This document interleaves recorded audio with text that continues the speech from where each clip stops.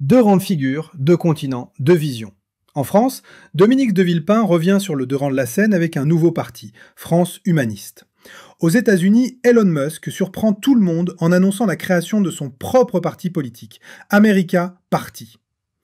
Dans un monde secoué par des guerres, des tensions diplomatiques et une méfiance croissante envers les élites, ces deux initiatives tombent à un moment crucial. En France, cela fait des années que le citoyen vit une crise de confiance politique. La scène semble vide, sans leader inspirant. Fini le temps des De Gaulle, des Mitterrand ou même des Chirac. Aujourd'hui, l'héritage politique semble dilué. Sarkozy, poursuivi par des scandales. Hollande, un président discret, sans vision marquante. Macron, un technocrate au service du marché, plus produit marketing comme d'État. C'est dans ce vide que Dominique de Villepin entre en scène. Avec France Humaniste, il veut réveiller les consciences, il appelle à l'espoir, à la souveraineté, à une France forte et une Europe indépendante. Et il ne cache pas ses intentions, 2027 est en ligne de mire. Son discours séduit une large partie de l'opinion. Ses positions sur l'Ukraine, la Palestine ou l'Irak résonnent avec ceux qui en ont assez du double discours occidental.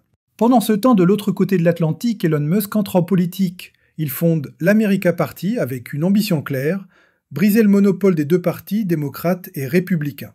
Le contexte, un clash public avec Donald Trump à propos d'un budget jugé désastreux par Musk. Résultat, Trump menace de couper ses aides, voire de le déchoir de sa nationalité américaine. Musk, lui, dénonce un système corrompu, coûteux, inefficace. Pour lui, républicains et démocrates sont les deux faces d'une même pièce, et son entrée pourrait bien bouleverser le jeu politique à l'approche des élections législatives. Villepin, c'est la sagesse, l'héritage, la diplomatie. Musk, c'est le rebelle, le milliardaire provocateur, prêt à tout pour secouer le système. L'un incarne le philosophe européen à la manière d'Erasme, l'autre le cow-boy solitaire dans un western à la Clint Eastwood. Deux visions, deux combats.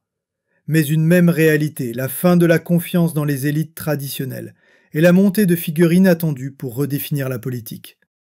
Et vous, que pensez-vous de l'entrée d'Elon Musk en politique? Et du retour de Dominique de Villepin?